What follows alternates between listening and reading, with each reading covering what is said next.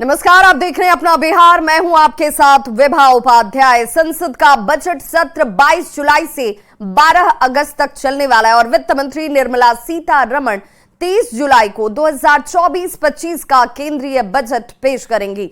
बिहार को विशेष राज्य का दर्जा देने की मांग को लेकर एक बार फिर से इस पर सियासत तेज हो चुकी है। जेडीयू की ओर से लगातार ये मांग उठ रही है। बिहार सरकार के ग्रामीण विकास मंत्री श्रवण कुमार ने कहा कि लंबे वक्त से बिहार की यही डिमांड है। सत्ता पक्ष ही नहीं, पूरा का पूरा बिहार ये चाहता है कि विशेष राज्य का दर्जा मिले और इस पर बिहार के उप मुख्यमंत्री विजय कुमार सिन्हा ने अपने सहयोगी जेडीयू को भरोसा दिया कि पीएम मोदी बिहार को किसी तरह की परेशानी नहीं होने देंगे। विशेष राज्य के दर्जे को लेकर हो रही सियासत पर कांग्रेस ने हालांकि चुटकी जरूर ली। मीरा कुमार ने कहा कि ये विडंबना है कि जेडीयू को बीजेपी से अपनी बात मनवाने के लिए इतनी मेहनत करनी पड़ रही है।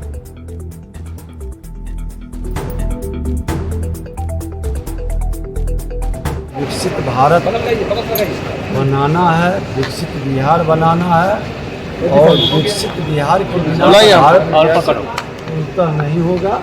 इसके लिए जो भी पहल देश के अंदर करने की जरूरत है, हर स्टेट को आगे बढ़ाना वो कार्य किया जाएगा। लेकिन मुझे उम्मीद है कि देश के प्रधानमंत्री आदरणीय नरेंद्र मोदी एनडीए की सरकार में बिहार को उन्होंने पहले भी दिया है, पहले भी बिहार के बारे में सोचा है, पहले भी बिहार के लिए धनराशि उपलब्ध कराई है और आगे आने वाले दिनों में बिहार की जो चुनौतियां हैं, बिहार के विकास का, बिहार की तरक्की का और बिहार में रोजगार का, उस पर विशेष तौर पर ध्यान देकर विशेष राज्य का दर्जा या विशेष पैकेज का इंतजाम जरूर करेंगे, ऐसा भरोसा। और इससे बढ़कर के विडंबना क्या हो सकती है। जदयू जो है वो बीजेपी के साथ है और जदयू को इतनी मेहनत करनी पड़ रही है अपनी मांग पूरी करवाने के लिए। जैसे ही चुनाव हुआ था वैसे ही मोदी जी को ये घोषणा कर देनी चाहिए थी, पर अभी तक नहीं की है। तो बिहार को एक बार फिर से स्पेशल स्टेटस की मांग पर राजनीति अब तेज हो गई है। विपक्ष की ओर से आरजेडी के विधायक भाई वीरेंद्र ने बिहार सरकार का और उस पर जनता की आंखों में धूल झोंकने का आरोप लगाया है। भाई वीरेंद्र ने कहा कि स्पेशल स्टेटस का दर्जा मांग किससे कर रहे हैं और नहीं दे रहे हैं तो समर्थन वापस ले ले। देखिए, ये बिहार की जनता के साथ ये खिलवाड़ कर रहे हैं और राजनीति कर रहे हैं। जो सरकार में शामिल है और जिनको देना है वही लोग मांग कर रहे हैं। ये पुरानी मांग हमारे राष्ट्रीय जनता दल का है, महागठबंधन का ये मांग पहले से है। माननीय पूर्व मुख्यमंत्री राबड़ी देवी जी का ये शुरू में मांग किया गया था, उस समय लोग हंसी उड़ाने का काम करते थे। आज मांगने की बात है, लेने की बात है, तो ये लोग तरह तरह की बात कर रहे हैं। इसलिए बिहार को विशेष राज्य का दर्जा मिलना चाहिए और ये मांग किससे रहे, देना तो इन्हीं को है, तो मांग किसके रहे। नहीं दे रहा तो समर्थन वापस लीजिए। हम लोग समर्थन दिए रहते, काम नहीं करेगा तो समर्थन वापस करेंगे। तो बिहार को स्पेशल स्टेटस की मांग पर मंत्री जमा खान ने कहा कि मुख्यमंत्री नीतीश कुमार से लेकर सरकार के सभी लोग लगे हुए हैं और पूरी उम्मीद भी है कि बिहार की मांग जरूर पूरी होगी। पहले से लगे हैं और उनकी हमेशा मांग रही है बिहार के विकास के लिए, बिहार के सम्मान के लिए, बिहार के फायदा के लिए, जनमानस के फायदा के लिए। उस पर हम लोग लगे हैं। निश्चित तौर पर आने वाले दिनों में कुछ फॉर्मेलिटी प्रोसेस होता है वो पूरा हो जाएगा तो जरूर मिलेगा, ये उम्मीद। लोग खुलकर नहीं बोल रहे हैं, इनडायरेक्ट वे में कह रहे हैं पैकेज तो मिल ही रहा है। नहीं, ऐसी बात नहीं है। सब लोग लगा हुआ है। जो हमारे बिहार के लोग हैं, जो एनडीए सरकार में हम लोग माननीय जितने भी मंत्री लोग हैं, सब लोग लगे हुए हैं। रही सवाल कुछ चीज़ें ऐसी जो सामने आ जाती है, कुछ चीज़ें नहीं आ पाती है, लेकिन हम सब लोग मिलकर लगे हैं। जो नीतीश कुमार जी इस पे लगे हुए हैं, उनके साथ सब लोग हैं। वहीं बड़ी खबर आ रही है पटना से, जहां मंत्री अशोक चौधरी की तरफ से एक बड़ा बयान दिया गया है। 23 जुलाई के बजट से उन्होंने उम्मीद जाहिर की है बिहार को कुछ न कुछ जरूर मिलेगा इस बजट से। सीएम नीतीश कुमार ने अपनी मांग को भी रख दिया है पीएम मोदी के सामने और अब ये मांग पर कुछ न कुछ तो जरूर मिलेगा।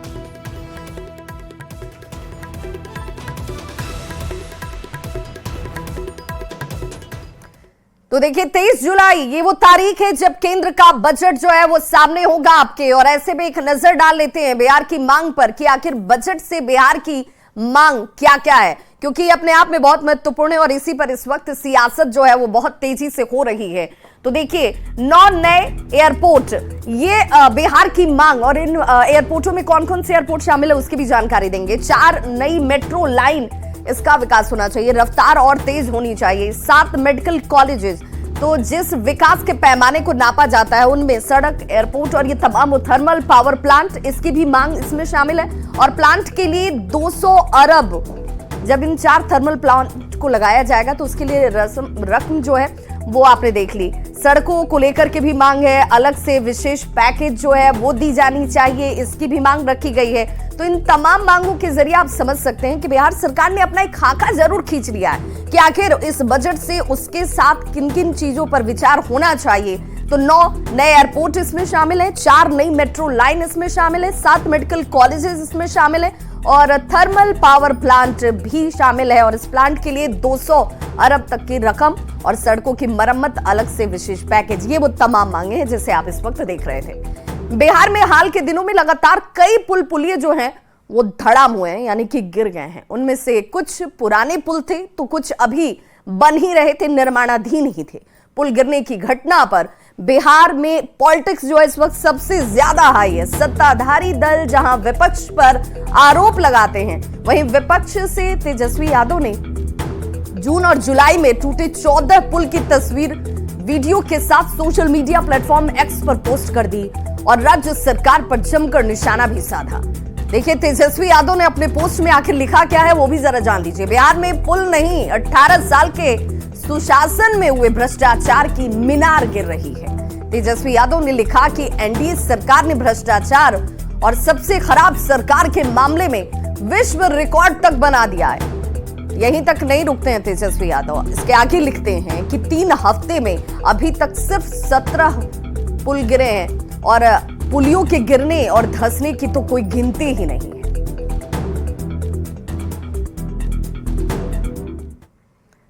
तो देखिए पूर्णिया में दास नदी पर बना हुआ पुल का अप्रोच पथ ध्वस्त हो गया। अब पुल के ध्वस्त होने से लोगों को आने जाने में काफी परेशानी उठानी पड़ रही है। अप्रोच पथ ध्वस्त हो चुका है, यानी कि अब आवाजाही जो है इस पुल से नहीं हो सकती है। अप्रोच पथ ही वो सेतु का काम कर रहा था जो इधर से उधर लोगों को पहुंचाने में मददगार था। अब ये टूट चुकी है, ध्वस्त हो चुकी है और लोग अब इस अप्रोच पथ को जल्द से जल्द मरम्मत कर ठीक करने की मांग कर रहे हैं। 2 साल पहले ही ग्रामीण कार्य विभाग की तरफ से 70 मीटर लंबा पुल का निर्माण किया गया, लेकिन अब तक 3 बार इस पुल का अप्रोच पथ कट चुका है, टूट चुका है।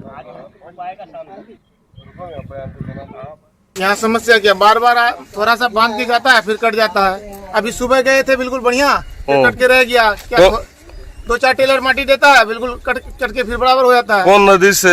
ये आपको कनकही नदी से दास नदी है, दोनों मिलके ये कटाव है। यहाँ क्या बार बार परेशानी होते रहता है। हम लोग आते जाते हैं, इतना परेशानी है कि मतलब कि ये परेशानी की वजह से आप खुद देखिए कि आदमी कितना नीचे ऊपर करके तब चढ़ता है और नीचे उतरता है।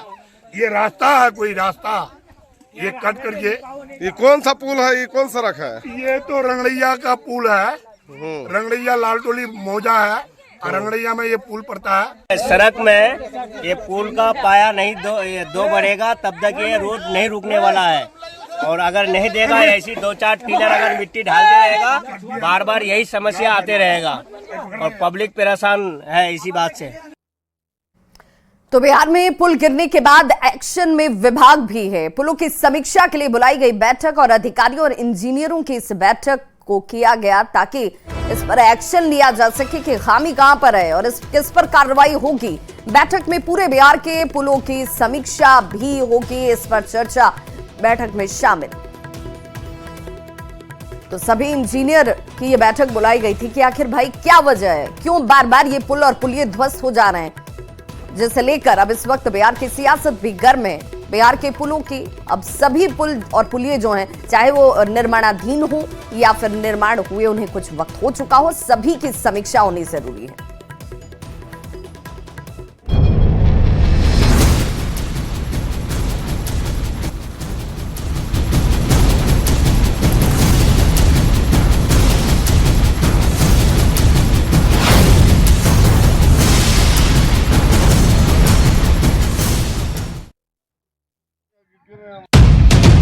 बारिश के साथ बरस रही मौत, बांध पर नदियां बढ़ा रही मुसीबत, बाढ़ की दस्तक ने बढ़ाई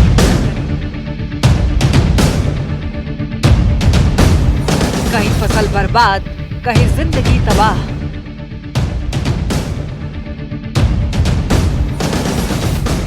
कहीं सिस्टम ने थामी सांस।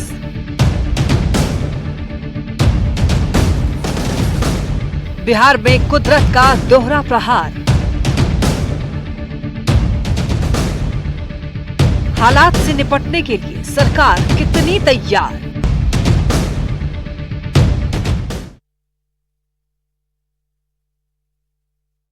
तो देखिए, बिहार में बारिश ने एक बार फिर से लोगों की मुसीबत को ही बढ़ा दिया है। दोबारा मानसून एक्टिव होने की वजह से बिहार की जो प्रमुख नदियां हैं उनके जलस्तर में उतार और चढ़ाव जो है वो बार बार देखा जा रहा है। गंडक हो, गंगा हो, कोसी हो, बागमती समेत तमाम बिहार की जो नई नदियां हैं और इन छोटी बड़ी नदियों में इस वक्त उफान नजर आता है। कई नदियां खतरे के निशान से ऊपर बह रही हैं। अधिकांश नदियां अपना रौद्र रूप दिखाने पर आमादा हैं और तस्वीरें इस वक्त आपके टीवी स्क्रीन पर 5 जगहों की और इन अलग अलग तस्वीरों के जरिए आप स्थिति को समझ सकते हैं। जहां पर बगहा की तस्वीर देखिए, यहां पर अब आवाजाही के लिए एकमात्र कोई साधन है तो गंडक की तेज धारा के बीच सिर्फ नाव का सहारा। वहीं वाल्मीकि नगर गंडक बराज की तस्वीर देख रहे हैं जहां से अब लगातार जो पानी का डिस्चार्ज है वो तेज होता हुआ, गंगा का जलस्तर भी धीरे धीरे देखिए इस मीटर के जरिए आप समझ सकते हैं कि बढ़ रहा है। सीतामढ़ी में भी जो नदियां हैं वो बागमती इस वक्त उसका बहाव तेज नजर आता है और कोसी नदी में भी कमोबेश एक जैसी ही स्थिति दिख रही है। तो बगहा में गंडक की धारा तेज है, वाल्मीकि नगर में गंडक में उफान दिख रहा है, बागमती का बहाव तेज है।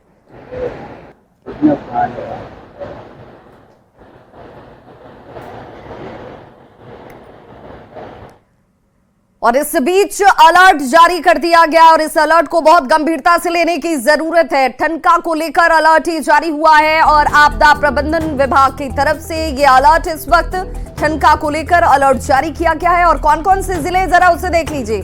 सीतामढ़ी, शिवहर में अलर्ट जारी है, साथ ही साथ दरभंगा, मधुबनी, सुपौल में अलर्ट जारी किया गया है ठनका गिरने का और लोगों से घरों में रहने की अपील की गई है। दोपहर 2:07 तक के लिए ये अलर्ट जारी है। यानी कि इस वक्त जब आप इस खबर को देख रहे हैं, आप अगर बहुत आवश्यकता ना हो तो घर से बाहर ना निकलें, घरों में रहें, क्योंकि भारी बारिश और इस बारिश में ठनका गिरने का अलर्ट है। सावधानी जरूरी है। तो नेपाल में हो रही लगातार बारिश के बाद सीतामढ़ी और शिवहर से गुजरने वाली बागमती और अधवारा समूह की नदियों के जलस्तर में इजाफा हो रहा है। बागमती नदी के जलस्तर में बढ़ोतरी की वजह से कई इलाके में देखिए कटाव किस तेजी से हो रहे हैं। संभावित बाढ़ को लेकर लोगों के बीच दहशत साफ नजर आती है और इस खबर पर मौके से ज्यादा जानकारी दे रहे हैं न्यूज़ 18 संवाददाता राकेश रंजन। नेपाल के जलग्रहण वाले इलाके में लगातार हो रही बारिश की वजह से सीतामढ़ी और शिवहर से गुजरने वाली बागमती और अधवारा समूह की नदियों के जलस्तर में एक बार फिर से इजाफा हो रहा है। आप तस्वीर देख सकते हैं, शिवहर का यह डुब्बा घाट से गुजरने वाली बागमती नदी है। बागमती नदी का स्वरूप आप देख सकते हैं, धीरे धीरे विकराल होता जा रहा है और बागमती नदी के जलस्तर में बढ़ोतरी की वजह से कई जगहों पर शिवहर जिले में भयानक कटाव की भी सूचना है। हालांकि जल संसाधन विभाग के द्वारा कटाव को रोकने के लिए पूरा प्रयास किया जा रहा है, बावजूद कई जगहों पर कटाव इतना भयानक हो रहा है कि तटबंध पर भी खतरा उत्पन्न हो गया है। आप तस्वीर देख सकते हैं, कल तक यह बागमती नदी पूरी तरीके से प्यासी थी, लेकिन आज की तारीख में बागमती नदी के जलस्तर में लगातार वृद्धि हो रही है और कई जगहों पर बागमती नदी खतरे के निशान के आसपास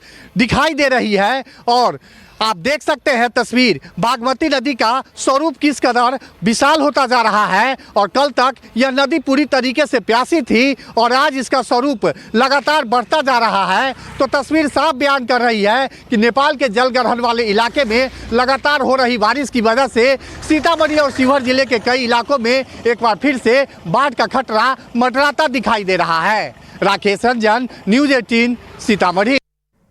तो नेपाल में हो रही मूसलाधार बारिश के बाद सुपौल के कोसी नदी ने तबाही मचा दी है। सुपौली के सदर अंचल इलाके के पंचायतों में बाढ़ का कहर दिख रहा है। एक तरफ कई घर में बाढ़ का पानी समा गया है तो दूसरी तरफ हजारों एकड़ खेती जो है वो बर्बाद हो गई है। देखिए, इन फसलों को बचाने की जद्दोजहद करते हुए लोग आपको नजर आ जाएंगे। किसान वर्ग जो है इससे सबसे ज्यादा प्रभावित हुआ है और इसीलिए परेशान भी है। प्रशासन की तरफ से बाढ़ पीड़ितों को किसी तरह की कोई सुविधा नहीं मिल रही, जिससे अभी लोगों की नाराजगी बेहद नजर आती है। स्थानीय प्रशासन ने बाढ़ प्रभावित इलाकों में राहत कार्य तेज करने का आश्वासन हालांकि जरूर दिया है, लेकिन अब तक इंतजाम इस वक्त लोगों के लिए किए गए हैं ये नाकाफी भी साबित हो रहे हैं और लोगों के बीच असंतोष भी बढ़ा रहा है। के पूरे 6 वार्ड जो इधर है बांध से पश्चिम बांध के किनारे में, इन लोगों का भी जमीन बांध से पूरब ही पड़ता है, इसलिए फसल का बहुत ज्यादातर यहाँ नुकसान हो चुका है और बाढ़ का पानी कम नहीं रहा है। कल कम गया था मगर आज फिर उतना ही हो गया, तो फिर आदमी निकलने के लिए तैयार नहीं हो रहा है कि खेती तो करना है, किसी हाल में तो जीना है। हम लोगों को सर्विस तो नहीं है जो सर्विस कमा करके हम लोगों का पेमेंट हो जाएगा। हम लोगों का मेन खेती ही फसल है। पानी बहुत अधिक होने के कारण फसल पूरा नुकसान हो गया है और यहाँ 15 वार्ड हैं इस सिसोनी पंचायत में, लेकिन तबाही जो है वो 7 से 15 तक है 9 वार्ड में, लेकिन फसल जो बर्बाद होता है 15 वार्ड का होता है, क्योंकि सिसोनी पंचायत की कुल जमीन का जो अधिकांश रकबा है वो बाढ़ में ही विलीन है और जब जब बाढ़ आती है तो यहाँ के सभी फसल बह जाते हैं और यहाँ जीविका का मुख्य उपार्जन लोगों का खेती है, जिस कारण लोग ये बाढ़ को झेलते हैं और अधिक निकलना बहुत बार सवाल क्वेश्चन उठता है कि बाढ़ से बाहर आने के लोग चाहते क्यों नहीं है, क्योंकि जीविका का मुख्य साधन जो है वो खेती है और खेत छोड़ के लोग कहाँ जाएंगे।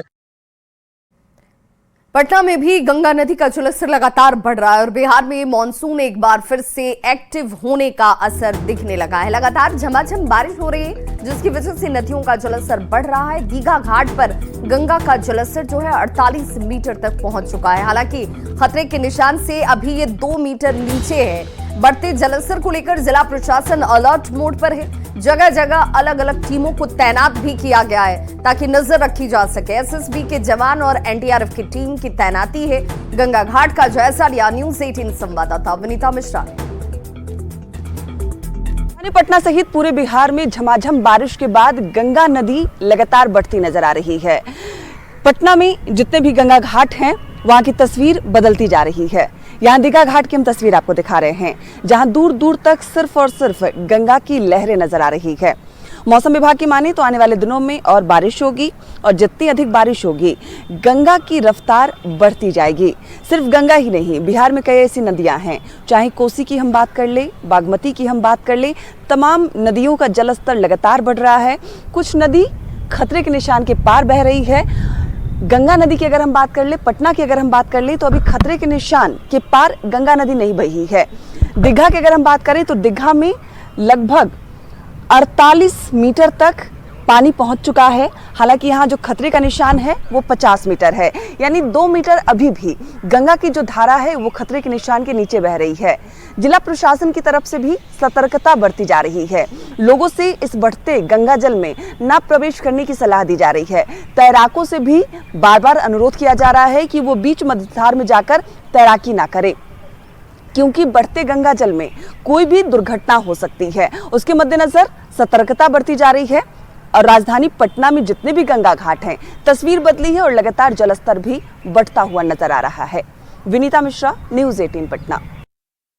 तो बिहार में एक तरफ बारिश से लोगों को जहां भीषण गर्मी से राहत मिल रही है तो दूसरी तरफ कई जिलों में आसमान से आफत बरस रही है। जी हां, लगातार कई जिलों में ठनके का कहर जारी है और बिहार में ठनका गिरने से पिछले 24 घंटे की अगर बात की जाए तो पिछले 24 घंटे में 15 से ज्यादा लोगों की मौत हो चुकी है, जबकि 30 से ज्यादा लोग झुलस गए हैं। औरंगाबाद, समस्तीपुर, आरा, बाढ़, लखीसराय, सीवान, जमुई, गोपालगंज, कैमूर, शेखपुरा, इन सभी जिलों में ठनके का कहर दिख रहा है। सबसे बड़ी घटना आरा में कल हुई जब एक हाई स्कूल पर ही ठनका जो है वो गिर गया, जिसमें 19 छात्राएं जो हैं वो झुलस जाती हैं। मौसम विभाग लगातार लोगों से ठनका को लेकर बचने की अपील कर रहा है। वहीं मुख्यमंत्री नीतीश कुमार ने ठनका से जान गंवाने वालों के पीड़ित परिवार को 4-4 लाख रुपए मुआवजा देने का निर्देश दिया है।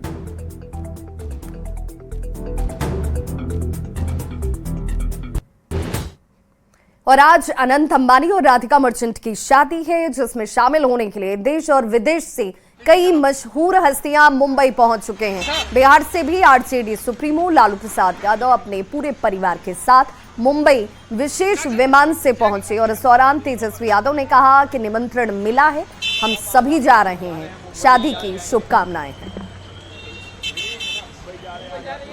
तो दो तस्वीरें देख लीजिए, जहां पर पहली तस्वीर मुंबई पहुंच जाने की है, जहां पर परिवार के साथ लालू प्रसाद जो है वो पहुंचे हुए हैं, क्योंकि निमंत्रण सब परिवार मिला हुआ था और इस खास आयोजन और इस कार्यक्रम में शामिल होने के लिए लालू प्रसाद अपने पूरे परिवार के साथ पहुंचे हुए हैं मुंबई। वहीं दूसरी तस्वीर आपको पटना एयरपोर्ट की नजर आ रही होगी, जहां पर तेजस्वी यादव, राबड़ी देवी, मीसा भारती, लालू प्रसाद यादव और तमाम परिवार के जो सदस्य हैं वो एक एक करके यहाँ पर एयरपोर्ट के अंदर प्रवेश करते हुए। हालांकि तेजस्वी यादव ने मीडिया के सवालों पर रुककर जवाब भी दिया कि हाँ, निमंत्रण मिला है और इसीलिए हम आगे मत जाना कोई पीछे चलो।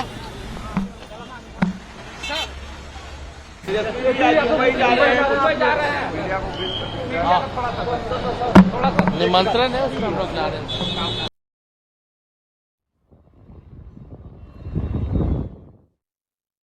बस इतना ही, चलते चलते नजर डालते हैं इस वक्त की हेडलाइंस पर।